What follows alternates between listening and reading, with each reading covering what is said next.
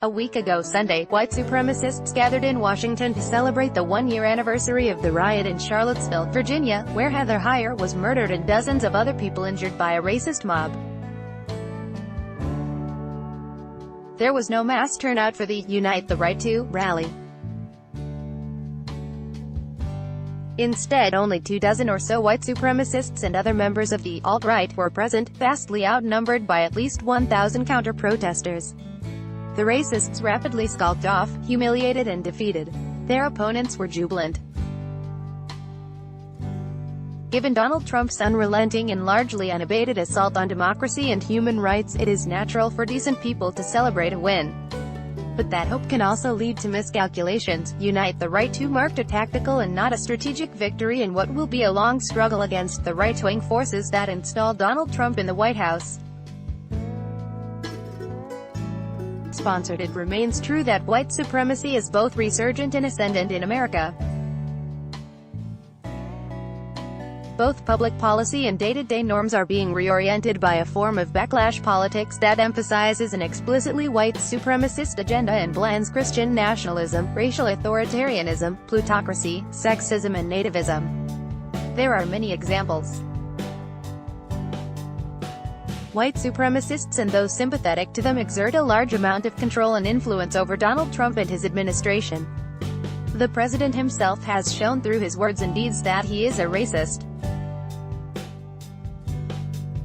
Trump's inner circle, including such current or former advisors as Stephen Miller, Michael Anton, Steve Bannon and others, are either openly in alliance with neo-Nazis and other white supremacists or largely agree with their views as channeled by the alt-right and its ethno-nationalist agenda. Writing at The Atlantic, Adam Serwer explains this relationship between Donald Trump, the Republican Party and white supremacists this way: it is not just the white nationalists who win when racialized fears surrounding crime, immigration, and terrorism shape the political behavior of white voters. Donald Trump also wins. And both the Trump White House and the men who rallied in Charlottesville for the cause of white power know it. In essence, as Donald Trump consolidates his control over the Republican Party, he is amplifying the power of white supremacists and other elements of the far right in America and around the world.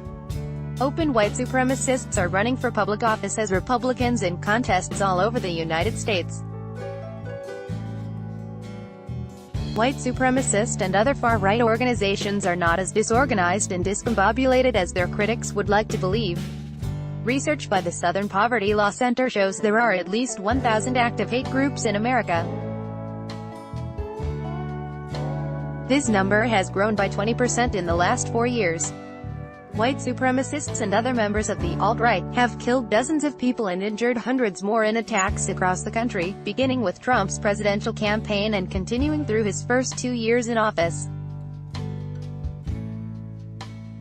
Fox News and other parts of the right-wing echo chamber circulate white supremacist talking points on a near-daily basis to an audience of millions, most of them older white conservatives who have been conditioned for years in ways that make them easy to manipulate.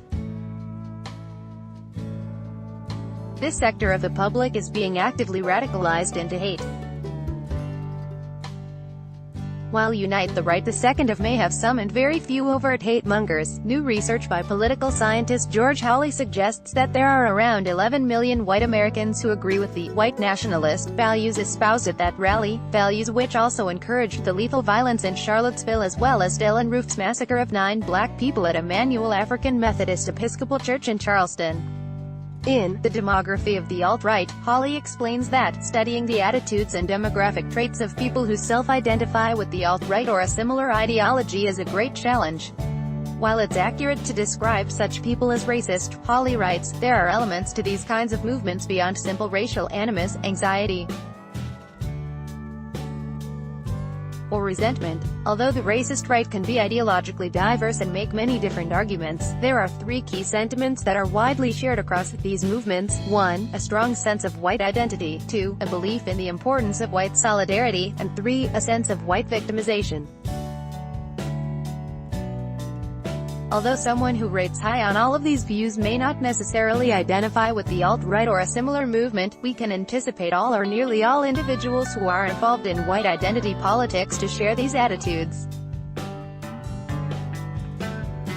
The 2016 American National Election Survey, ANS, which was conducted over several waves during Donald Trump's campaign for the presidency, included several helpful questions on racial attitudes.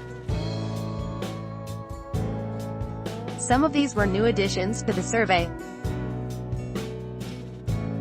Respondents were asked how important their race was to their identity on a 5-point scale ranging from "not at all important" to "extremely important."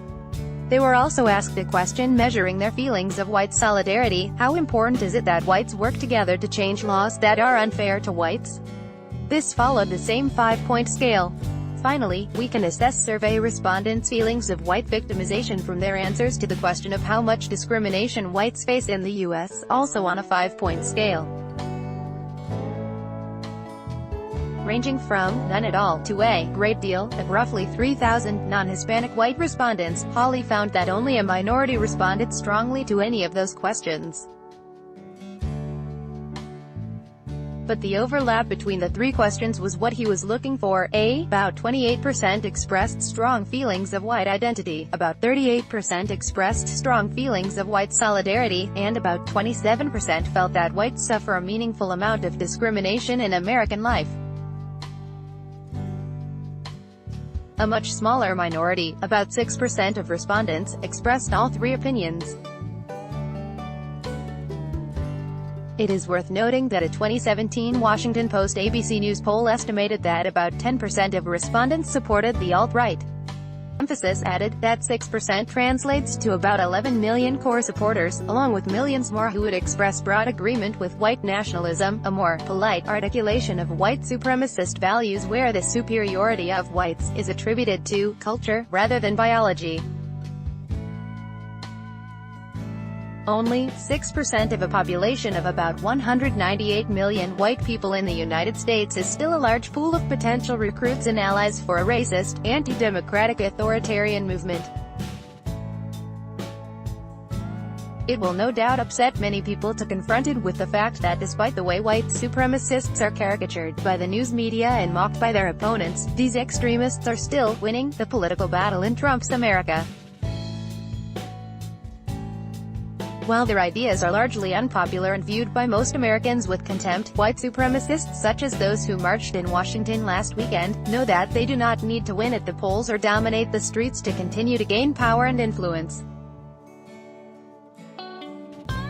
As the United States becomes more diverse and the Democratic Party continues to embrace its identity as a coalition that actually looks like America, the Republican Party and the conservative movement will do literally anything to win.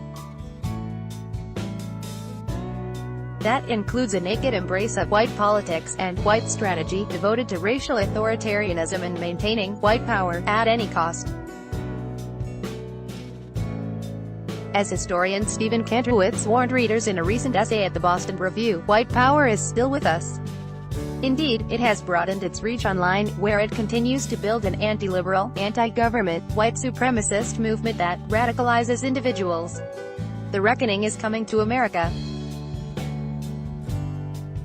In many ways, it is already here, as Trump and his allies fight to make America great again, by returning the country to its worst history, its worst habits and the worst aspects of its moral character.